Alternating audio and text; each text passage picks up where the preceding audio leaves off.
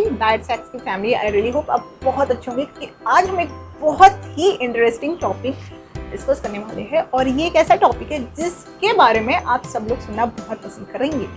ये टॉपिक है कि वो कौन से 5 सीक्रेट्स हैं जिनको हम अपनी लाइफ में यूज़ करके हमेशा यंग, डायनामिक और बहुत ही वाइटल दिख सकते हैं। वाइटल का मतलब होता है कि बहुत ही जीवंत। ऐसी कोई भी चीज़ जो बहुत ही फुल ऑफ लाइफ होगी, वो ना सिर्फ आपको खुशी देगी बट आप उनको देख के हमेशा ये सोचेंगे कि कैसे कोई इतना अच्छा, इतना खुश और हमेशा इतना एनर्जी से परिपूर्ण कैसे रह सकता है।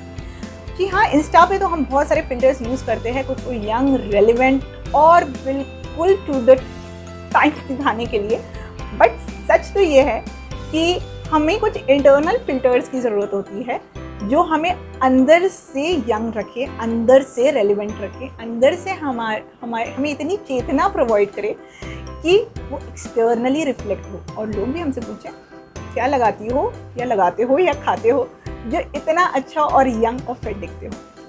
तो इन्हीं 5 सीक्रेट्स के बारे में हम इस वीडियो के नेक्स्ट सेक्शन में बात करेंगे। आप कमेंट करके मुझे बताइए आपके हिसाब से यंग दिखने के वो 5 राज कौन से हो सकते हैं। तो मिलते हैं आपसे नेक्स्ट सेक्शन में।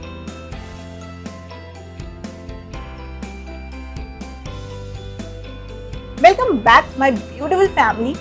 और अब बिना देर किए हम उन 5 सीक्रेट्स के बारे में बात करेंगे जो हमें बताएंगे वो 5 राज जिनको अपना के हम अपनी लाइफ में हमेशा यंग और चुस्त दुरुस्त दिख सकते हैं।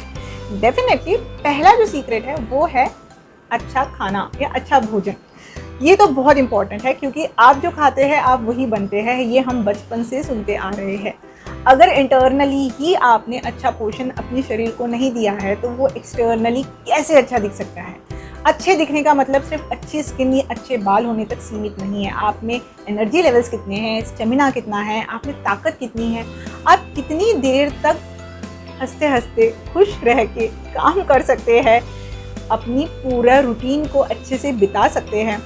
ये सारी चीज़ें आपके खाने के ऊपर डिपेंड करती है कि आप कितना अच्छा भोजन, कितना अच्छा ईंधन अपने शरीर को दे रहे हैं, कितना वेल बैलेंस्ड डाइट लेंगे जिसमें सारे ही पोषक तत्व बिल्कुल प्रचुर मात्रा में पर बैलेंस्ड रूप से सम्मिलित है, उतनी ही ज़्यादा वाइटैलिटी आपके बॉडी में, आपकी स्पिरिट यानी चेतना में दिखेगी। और जितनी ये सारी चीज़ें दिखेंगी उतने ही ज़्यादा अच्छे और यकीन मानिए यंग आप ज़रूर दिखेंगे। सो वेरी इम्पॉर्टेंटली ये बहुत और सबसे पहला बेसिक नियम है हमारे शास्त्रों के अनुसार भी, हमारे पूर्वजों के अनुसार भी, हमारी प्राचीन चिकित्सीय पद्धति जैसे आयुर्वेदा के अनुसार भी कि आप सबसे अच्छा और सबसे पहला स्टेप ये लीजिए कि आप अच्छा, ताज़ा और वेल बैलेंस्ड खाना खाइए। तो ये हो गई पहली सीक्रेट जो कि बहुत ही बेसिक सीक्रेट है, पर यकीन मानिए कि यंग रहने के लिए जो भी सीक्रेट्स है वो एक्चुअली बहुत ही बेसिक सीक्रेट्स है जिन्हें हम भूलते जा रहे हैं और उसी के परिणाम स्वरूप हम बहुत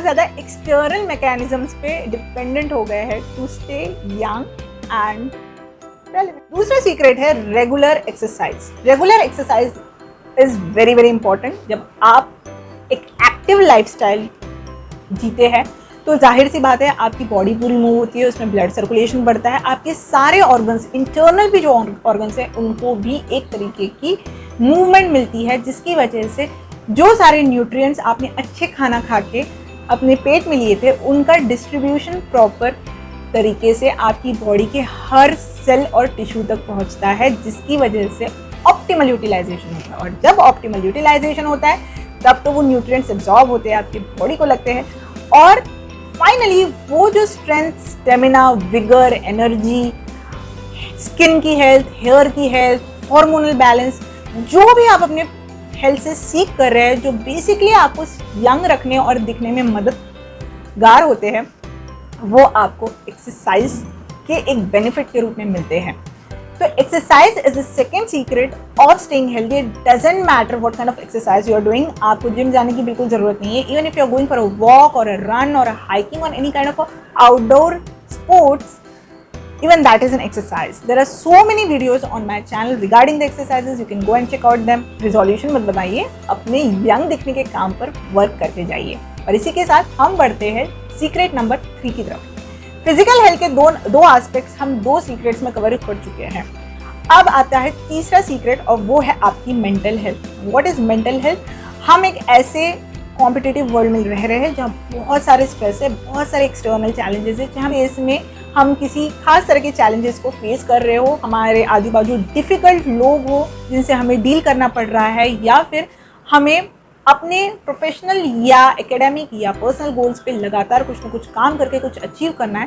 तो ये सारी ही चीज़ें डिपेंड करती है कि हम कितने स्ट्रॉन्ग मेंटली है, हमारा एटीट्यूड कितना पॉजिटिव है, हम कितने स्पिरिटेड वे में हमारे तरफ थ्रो किए गए चैलेंजेस को ले सकते हैं, और हम इस सारे चैलेंजेस से कितना ज़्यादा बॉग डाउन नहीं होते हैं। कि डेफिनेटली स्ट्रेस तो आता है इन चीज़ों का, पर इम्पॉर्टेंट ये है कि हम स्ट्रेस कितना लेते हैं, उससे हम कितना ज़्यादा इफेक्ट होते हैं, और उसको हम किस तरीके से डील करते हैं। क्या सिर्फ हम प्रॉब्लम सीकर हैं, क्या सिर्फ हम विक्टिम मेंटालिटी में हैं, या फिर हम कोई खास तरह के सोल्यूशन सीकर भी है। So all these things depends upon our mental health and upon our mental vitality. So how strong you are mentally would really help you in deciding how young you are, because if you are mentally completely drained, it's going to reflect on your persona, on your personality, and on your face as well. Drooped lips, drooped shoulders, and not smiling enough. These all things are going to affect how you look and how you are being perceived by the people around you. So mental health is the third secret. The fourth secret is the emotional health. Now, how is it different from the mental health? Mental health में हम उन सारे challenges की बात करते हैं जो आपको externally आते हैं, with the difficult people or some of the challenges in your personal or professional space. But emotional health is something which is, how you process your own emotions internally. कई बार हम लाइफ में ऐसे लोगों से मिलते हैं जिन्हें देख के शायद हमें लगे कि वो तो बहुत खुश है, शायद काफ़ी सेटिस्फाइड है, कितने अच्छे से अपने हर रोल को निभा पा रहे हैं, they are doing justice basically to every role they are into, and we really strive to be like them और make them our role model. तो फिर किसी पॉइंट पे हमें ये पता चलता है कि emotionally they might not be very happy with themselves, खुद से ही वो खुश नहीं है, they might have loads of issues, they may feel very frustrated, they may feel dejected, defeated, and even feel very unsuccessful, which is very opposite to their publicly accepted persona.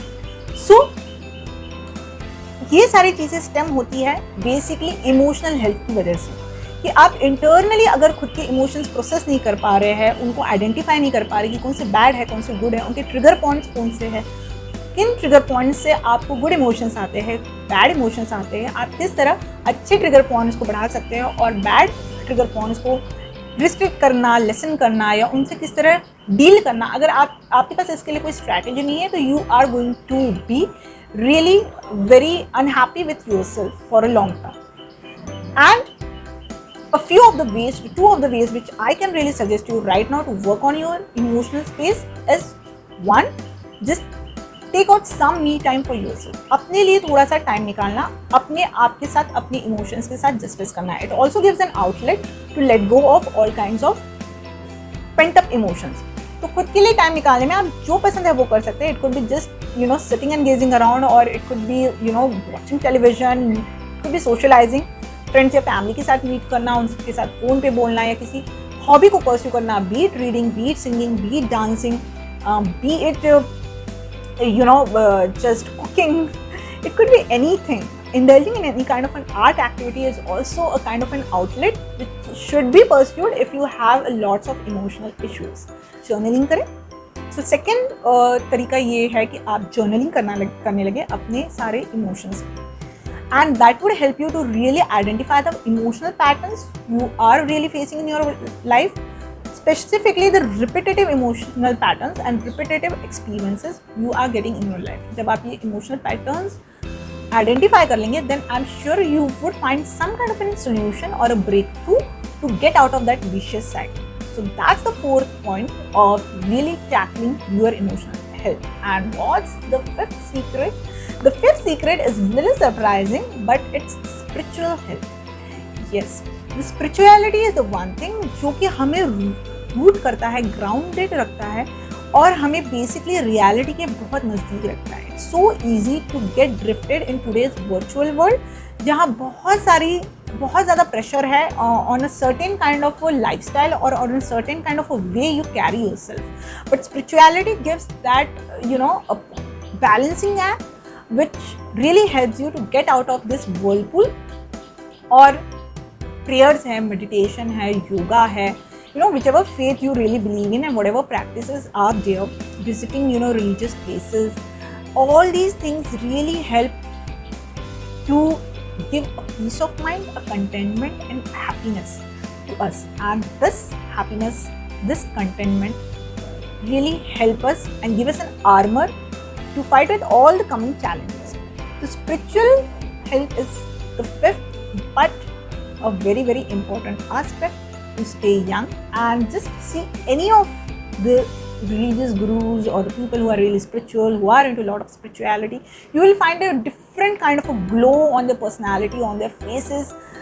बिल्कुल different होते हैं वो, और उसका reason ही ये होता है कि वो बहुत ज़्यादा ग्राउंडेड होते हैं, बहुत ज़्यादा स्पिरिचुअल होते हैं, बैलेंस्ड होते हैं, सॉर्टेड होते हैं और अपने सारे जो बाकी के 4 सीक्रेट्स हैं उनको बहुत अच्छे से, बहुत ही बेहतर तरीके से मैनेज करते हैं. तो ये है वो 5 सीक्रेट्स जो आपको रख सकता है यंग. आई रियली होप कि आपको ये सीक्रेट्स पसंद आए हैं.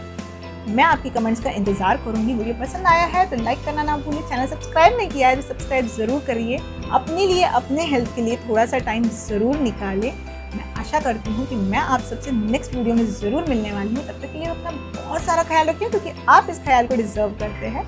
इसी बात के साथ मैं अपनी वाणी को देती हूँ विराम. शुभम भवतु.